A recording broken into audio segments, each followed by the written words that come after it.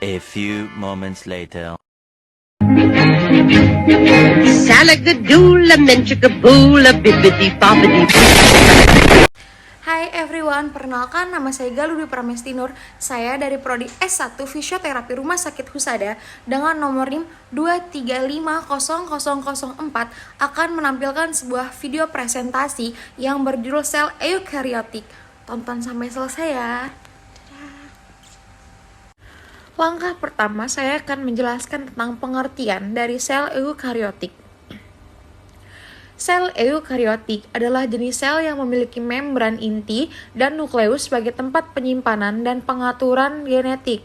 Eukariotik juga berasal dari bahasa Yunani, yaitu eu yang berarti benar atau sejati dan karion yang berarti inti. Sel eukariotik dapat ditemukan pada organisme yang termasuk dalam domain eukarya, termasuk hewan, tumbuhan, fungi atau jamur, dan protista atau organisme uniseluler. Ciri-ciri sel eukariotik yang pertama, membran inti atau nukleus yang mengandung DNA, di mana DNA ini terdiri dari kromosom yang mengandung informasi genetik. Yang kedua, memiliki organel-organel yang terpisah di dalam sitoplasma seperti mitokondria, retikulum endoplasma, aparatus Golgi, lisosom, vakuola, dan kloroplas pada tumbuhan. Yang ketiga, memiliki membran sel yang melindungi dan mengatur aliran zat masuk dan keluar dari sel. Yang keempat, memiliki ribosom yang bertanggung jawab dalam sintetis protein dan memiliki ukuran yang lebih besar daripada sel prokariotik. Sel eukariotik juga memiliki kemampuan yang lebih kompleks dibanding sel prokariotik karena memiliki kompartemen yang memisahkan reaksi dan proseluler serta memungkinkan spesialisasi dan kerjasama organel dalam sel dan mendukung fungsi yang lebih beragam.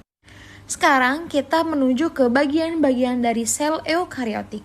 Jadi, sel eukariotik ini memiliki beberapa bagian. Yang pertama ada membran sel, yang kedua ada nukleus, yang ketiga ada ribosom, yang keempat ada retikulum endoplasma, yang kelima ada aparatus Golgi, yang keenam ada mitokondria, yang ketujuh ada lisosom, yang kedelapan ada vakuola, yang kesembilan ada kloroplas pada tumbuhan. Berikutnya kami akan menjelaskan tentang membran sel sampai kloroplas pada tumbuhan. Di sini saya akan menjelaskan bahwa membran sel memiliki beberapa fungsi yang penting dalam sel eukariotik. Yang pertama, membran sel berfungsi sebagai penghalang selektif yang mengatur aliran zat masuk dan keluar dari sel. Yang kedua, membran sel melindungi organel-organel dan struktur internal sel dari kerusakan fisik ataupun kerusakan kimia. Yang ketiga, membran sel berperan dalam pengaturan komunikasi antara sel-sel yang berdekatan melalui molekul-molekul sinyal yang berinteraksi dengan reseptor di permukaan membran. Yang keempat, membran sel berperan dalam transportasi molekul ke dalam dan keluar sel melalui berbagai mekanisme seperti difusi pasif, osmosis, transfer aktif, dan endositosis atau eksositosis.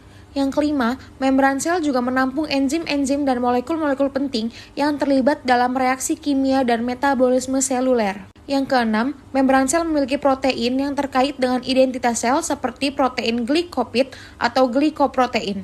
Fungsi-fungsi ini membuat membran sel menjadi komponen penting dalam menjaga kehidupan dan menjalankan fungsi-fungsi vital dalam sel eukariotik. Berikutnya ada nukleus. Nukleus adalah bagian dari sel yang dianggap penting sekali untuk melangsungkan kehidupan. Nukleus memiliki diameter hanya 5 mikrometer dan terletak di tengah-tengah sel. Nukleus memiliki bentuk bulat hingga oval. Meski kecil, fungsi nukleus untuk tubuh manusia sangatlah penting. Fungsi nukleus adalah sebagai pusat informasi serta pusat kendali seluruh aktivitas sel.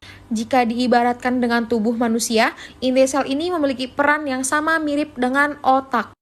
Berikutnya adalah gambar dari ribosom. Jadi, tubuh makhluk hidup itu tersusun dari banyak sel dan jaringan dengan fungsinya masing-masing. Dan salah satu organel yang berperan penting bagi makhluk hidup adalah ribosom. Fungsi dari ribosom sendiri adalah untuk membuat protein dan melakukan sintesis protein dalam sel. Dan ribosom memiliki ukuran yang sangat kecil dengan bentuk bulat padat.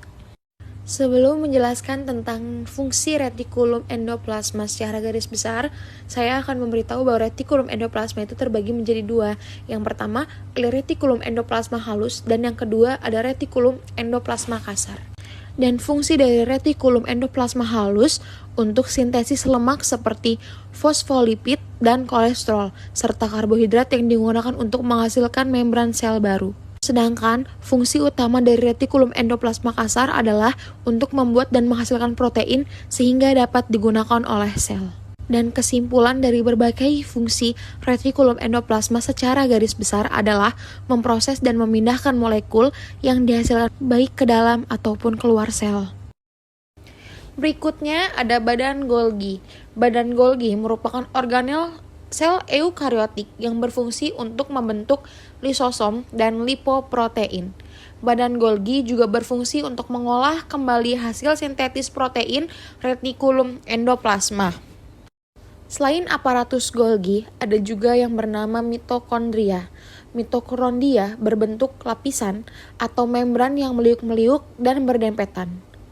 Fungsi dari mitokondria adalah sebagai tempat respirasi sel untuk menghasilkan energi. Berikutnya ada lisosom. Lisosom adalah organel sel yang berbentuk bulatan kantung membran dan dihasilkan oleh badan Golgi. Lisosom mempunyai fungsi sebagai sistem pencernaan untuk sel. Selain itu, lisosom juga mengandung enzim hidrolik yang berfungsi untuk membuang mitokondria yang sudah rusak. Berikutnya ada juga vakuola. Vakuola adalah organ sitoplasma yang penting berupa ruang kosong dalam sel yang dilapisi dengan membran. Fungsi dari vakuola adalah sebagai tempat penyimpanan bagi sel, sebagai tempat penyimpanan sisa metabolisme, mempertahankan tegangan tugor dan aliran osmotik air, dan yang terakhir membersihkan racun. Dan yang terakhir ada kloroplas. Fungsi dari kloroplas adalah melakukan fotosintesis pada sel tumbuhan. Dan kloroplas ini hanya terdapat pada tumbuhan ya teman-teman. Kloroplas juga memiliki struktur membran ganda, tilakoid, dan stroma. Yang terakhir adalah kesimpulan dari sel eukariotik. Jadi, sel eukariotik ini memiliki kompartemen yang berbeda dan berfungsi untuk menjalankan berbagai aktivitas seluler. Dan setiap bagian sel eukariotik memiliki peran yang penting dalam kelangsungan hidup dan fungsi sel. Mungkin hanya sedikit yang bisa saya sampaikan, semoga bermanfaat.